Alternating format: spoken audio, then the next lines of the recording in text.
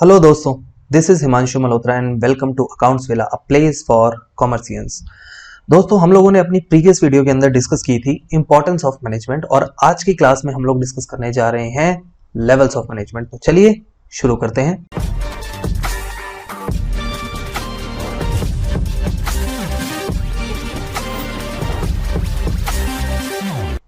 दोस्तों, अब तक हम इस चैप्टर के अंदर कवर कर चुके हैं मैनेजमेंट के concept, characteristics of management, objectives of management and importance of management.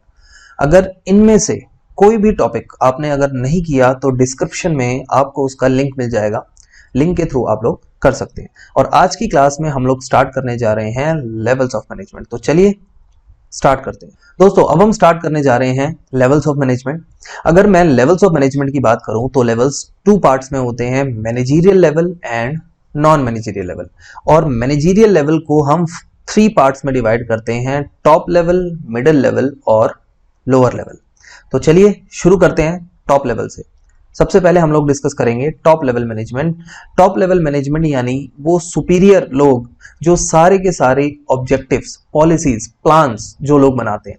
तो आइए जरा डिस्कस करते हैं ये आखिर कौन लोग हैं जो मैनेजमेंट के टॉप लेवल पे बैठते हैं और सारे डिसीजंस, किसी भी बिजनेस से रिलेटेड सारी पॉलिसीज यही लोग बनाते हैं।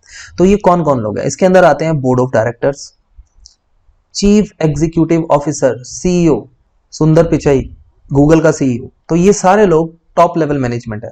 चेयरमैन, मैनेजिंग डायरेक्टर जिसको हम एमडी बोलते हैं, जनरल मैनेजर, ये सारे लोग टॉप लेवल के होते हैं। और इनका मेन काम क्या होता है? इनका मेन काम होता है पॉलिसीज बनाना, ऑब्जेक्टिव्स डिसाइड करना, हमारी ऑर्गेनाइजेशन आगे क्या करने वाली है, ऑर्गेनाइजेशन का विजन, ऑर्गेनाइजेशन की स्ट्रेटेजीज, ये सारे यही लोग बनाते हैं। डिटरमाइनिंग एक्टिविटीज, कौन कौन सी एक्टिविटीज हम आगे करेंगे, कौन कौन से फंक्शंस हम आगे परफॉर्म करेंगे, हमारा ऑर्गेनाइजेशन आगे क्या करने वाला है, तो ये सारे यही लोग डिसाइड करते हैं। असेंबलिंग रिसोर्सेज, कितना पैसा हमें चाहिए होगा आगे फ्यूचर के लिए, किस काम के लिए कितना पैसा चाहिए। जैसे एग्जाम्पल के लिए जब जियो लॉन्च होना था तो Mukesh Ambani, board of directors, Mukesh Ambani और उनकी कंपनी के जो बोर्ड ऑफ डायरेक्टर्स हैं उन सब ने ये डिसीजन लिया होगा, फिर शेयर होल्डर से उन डिसीजन का अप्रूवल कराया होगा और उसके बाद जियो लॉन्च किया। तो मेन डिसीजंस ये सारे लोग ही लेते हैं। तो ये बेसिकली टॉप लेवल मैनेजमेंट है और इनका मेन काम ये भी होता है कि कंट्रोल करना कि हमने जो डिसाइड किया है, हमने जो प्लानिंग की है वो एक्चुअल में परफॉर्म हो रही है या नहीं हो रही।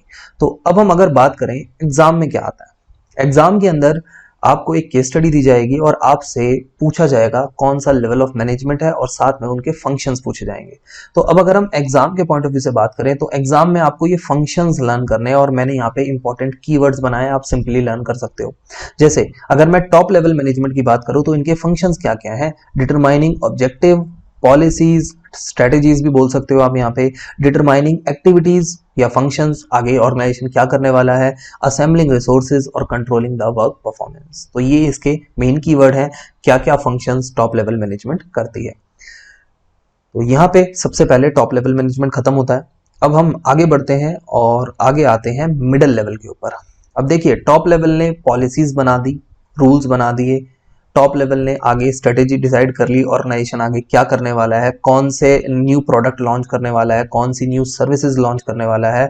अब आगे मिडिल लेवल उसको आगे फर्दर उन पॉलिसीज को आगे इंटरप्रेट करेगा और आगे एम्प्लॉयज को समझाएगा। तो अब देखिए, अब हम बात करते हैं मिडिल लेवल की।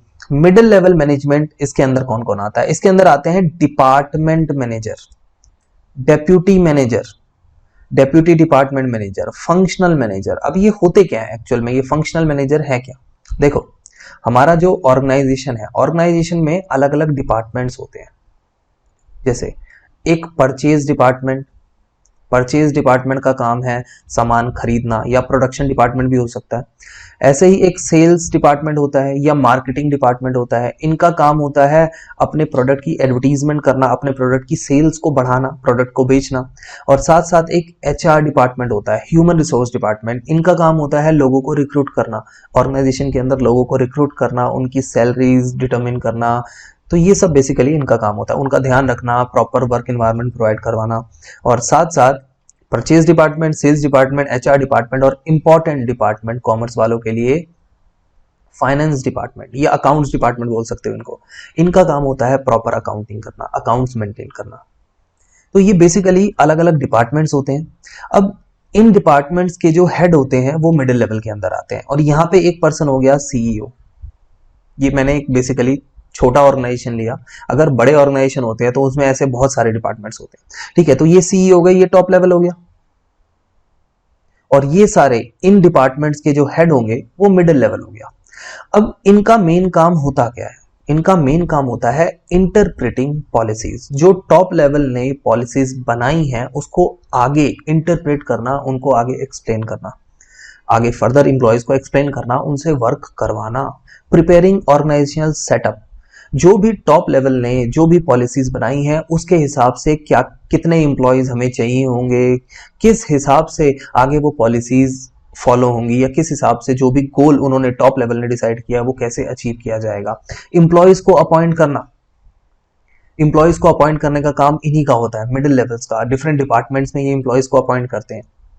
Issuing instruction to employees, employees को इंस्ट्रक्शन देते हैं कि आपको ये काम करना है, ये वर्क करना है, इससे ऑर्गेनाइजेशन का गोल अचीव होगा।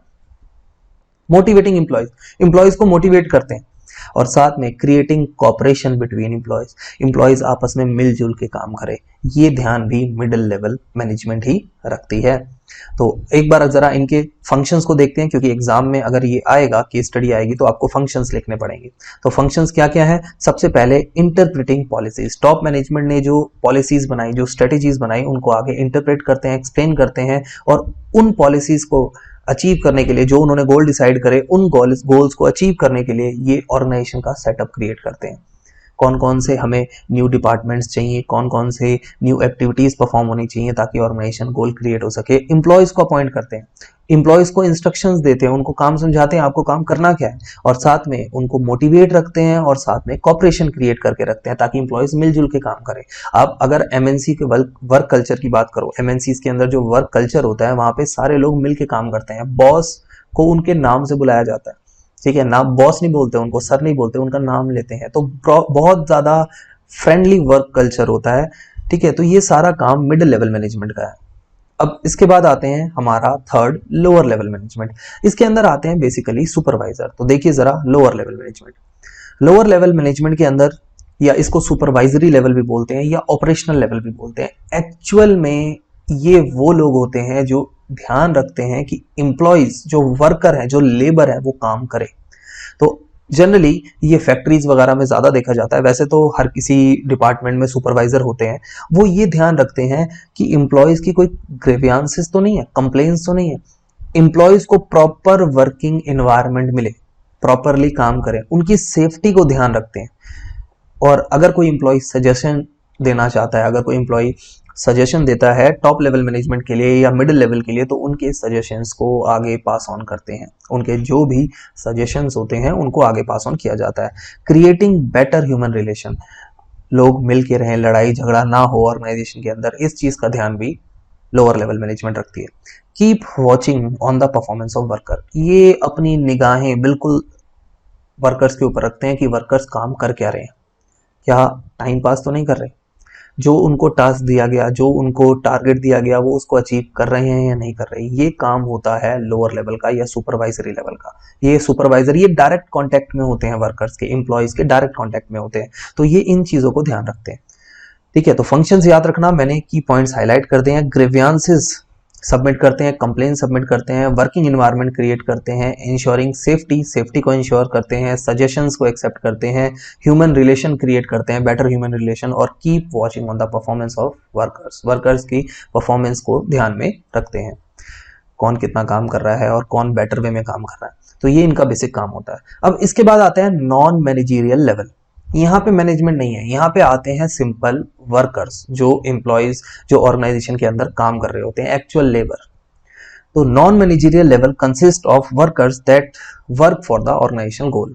तो एक्चुअल में ऑर्गेनाइजेशन के लिए वर्कर्स काम कर रहे हैं, लेकिन वर्कर्स से वर्क को करवाने के लिए सुपरवाइजर्स हैं, वो ये ध्यान रखते हैं कि वर्कर्स काम करें। तो आप देखिए 3 लेवल्स हुए, top level, middle level, lower level, और एक्चुअल में जो वर्क कर रहे हैं वो कर रहे हैं वर्कर्स, ठीक है। तो ये हमने इतनी मैनेजमेंट लगा दी वर्कर्स से काम को करवाने के लिए, इसीलिए ये जो फर्स्ट 3 लेवल्स हैं, इनको हम मैनेजरियल लेवल बोलते हैं और इसको नॉन मैनेजरियल लेवल बोलते हैं। तो हमने मैनेजमेंट लगाई ताकि ये लोग प्रॉपर वर्कर से काम करवाया जा सके, ठीक है। तो ये हो गया बेसिकली हमारा नॉन मैनेजरियल लेवल। अब देखते हैं एक केस स्टडी, देखते हैं आप लोग आंसर दे पाएंगे या नहीं। तो चलिए केस स्टडी देखिए, ध्यान से रीड करिएगा case study. 3 teams of employees of Core Project Limited are working at 3 different positions. 3 teams of employees 3 different position पे काम कर रहे हैं। Team X is the responsible for survival and growth of organisation. ये responsible है organisation के survival और growth के लिए। ऑर्गेनाइजेशन का ग्रोथ इन्हीं पे डिपेंड करता है।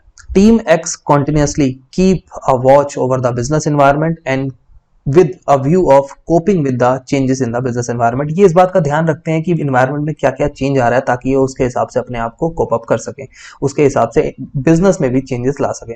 Team X immediately discuss the change to be brought about in company's plan, और जो भी कोई चेंज लाना होता है उसमें आपस में वो इमीडिएटली डिस्कस करते हैं। Team Y explain the policies of superior to the employees. जो भी टॉप लेवल की पॉलिसीज हैं उसको आगे फर्दर इंप्लॉयज को एक्सप्लेन करते हैं, इंटरप्रेट करते हैं। And ensure a touch of corporation among all departments. I hope आपको कीवर्ड्स अब समझ आ रहे होंगे। कॉपरेशन क्रिएट करते हैं ताकि सारे डिपार्टमेंट्स आपस में कॉपरेट करते रहें, लड़ाई झगड़ा ना हो। Team Z is responsible for maintaining quality and safety standard. ये ध्यान रखते हैं कि जो इंप्लॉयज हैं उनको कोई तकलीफ ना हो, सेफ्टी रहे, वर्क इन्वायरमेंट अच्छा रहे। तो अब आपसे पूछ रहा है identify the level of management. आपको ये बताना है कौन सी टीम किस लेवल पे वर्क कर रही है, कौन से लेवल ऑफ मैनेजमेंट पे है। तो सबसे पहले टीम एक्स की बात करते हैं। सबसे ये मेन कीवर्ड था सर्वाइवल एंड ग्रोथ, और साथ साथ ये जो भी इन्वायरमेंट में चेंज आ रहा है उसके हिसाब से अपने आप को चेंज कर रहे हैं। तो यानी इनके पास मेन अथॉरिटी है, ये हो गई टॉप लेवल, यही मेन सारी पॉलिसी स्ट्रेटेजीज यही बनाते हैं। नेक्स्ट है team Y. Team Y policies को आगे सुपीरियर्स की जो पॉलिसीज है उसको आगे इंटरप्रेट कर रहे हैं अपने सबऑर्डिनेट्स को, जूनियर्स को। तो ये हो गया मिडिल लेवल, ये मिडिल लेवल हो गया। ये आगे फर्दर इंटरप्रेट कर रहे हैं, पॉलिसीज को एक्सप्लेन कर रहे हैं जो टॉप लेवल ने बनाई है। और Z, team Z is responsible for maintaining quality. तो ये हो गया लोअर लेवल,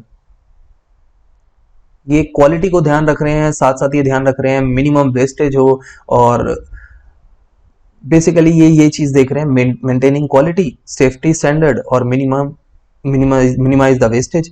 तो ये बेसिकली लोअर लेवल में आ गए, ठीक है जी। तो अब हम एक बार आंसर भी चेक कर लेते हैं, देख लीजिए आप लोग एक बार आंसर। देखो team x top level management. अब कौन सी लाइन ये बताती है ये भी मैंने अभी हाईलाइट करवाया था, देखो सर्वाइवल एंड ग्रोथ, इससे पता चल गया। Team Y middle level, explain the policy, interpretation. Team Z lower level, team Z is responsible for maintaining quality and safety standard, तो इसलिए ये लोअर लेवल पे काम कर रही है, ठीक है। तो यहां तक हम लोगों ने डिस्कस कर लिया। अब हम बढ़ते हैं आगे, एक केस स्टडी और जो एग्जाम में आई हुई है, देखिएगा। केस स्टडी दिल्ली 2017 के एग्जाम में आई थी, CBSE. Ashutosh Goenka was working in x limited, a company manufacturing air purifier. एक कंपनी में ये वर्क करता है आशुतोष गोयनका, जो एयर प्योरीफायर बनाती है company. He found that profit has started declining from the last 6 months। last 6 months से प्रॉफिट डिक्लाइन हो रहे हैं। Profit has an implication on the survival of the firm। अब क्योंकि प्रॉफिट डिक्लाइन हो रहे हैं तो फर्म के सर्वाइवल के लिए प्रॉफिट तो जरूरी है, अगर प्रॉफिट नहीं होगा तो फर्म डूब जाएगी। So he analyse the business environment to find out the reason for this declining. तो आशुतोष गोयनका ने क्या किया, बिजनेस के एनवायरनमेंट को एनालाइज किया और ढूंढा क्या रीजन है, किस वजह से हमारा प्रॉफिट डिक्लाइन हो रहा है। अब आप खुद सोचिए ऐसे कौन से लोग होंगे जो ये हेडेक लेंगे, कौन से लोग होंगे जो ये वर्क करेंगे। बताइए, आपसे ये पूछ रहा है identify level of management eight which Ashutosh Goenka was working. आपको पहले ये आइडेंटिफाई करना है और साथ साथ 3 फंक्शंस भी बताने हैं। तो सिंपल है, Ashutosh Goenka main business environment में जो चेंज है उसके ऊपर स्टडी कर रहा है कि क्या रीजन है, किसकी वजह से प्रॉफिट डिक्लाइन हुआ। तो आप खुद बताइए कौन होगा, ये कौन से लेवल पे होगा, तो ये टॉप लेवल पे होगा। और साथ साथ आपको 3 फंक्शंस बताने हैं टॉप लेवल के। तो आइए देखते हैं फटाफट से 3 फंक्शंस कौन कौन से हैं। सबसे पहला डिटरमाइनिंग ऑब्जेक्टिव्स, ऑब्जेक्टिव डिटरमाइन करना, पॉलिसीज डिटरमाइन करना, एक्टिविटीज डिटरमाइन करना, असेंबलिंग रिसोर्सेज और कंट्रोलिंग द वर्क परफॉर्मेंस। तो सिंपल है पॉइंट, अगर आप लर्न कर लोगे, आपको पॉइंट्स लिखने हैं और साथ साथ एक्सप्लेन कर देना 1-1 लाइन में। वैसे क्वेश्चन में डायरेक्टली बोल रहा है आपको सिर्फ फंक्शंस बताने हैं, ठीक है। तो इस तरीके से हम लोगों को करना है और बहुत सिंपल है, इजीली हो जाएगा। अगर आप लोग फॉलो करते हो मेरी वीडियोस को तो सारे के सारे चैप्टर्स आपके विद केस स्टडी बहुत अच्छे तरीके से हो जाएंगे। तो दोस्तों आज के लिए सिर्फ इतना ही। अगर आपको ये नोट्स चाहिए हो तो आपको मेरे टेलीग्राम चैनल पे मिल जाएंगे, डिस्क्रिप्शन लिंक पे है। और अगर आपको कोई क्वेरी होती है तो मैं मिलूंगा आपको इंस्टाग्राम पे। मिलते हैं फिर नेक्स्ट वीडियो में, तब तक के लिए tata bye bye, see you. और हाँ, जीतेगा वही जो सीखेगा, तो सीखते रहिए और जीतते रहिए। बाय बाय, जय हिंद।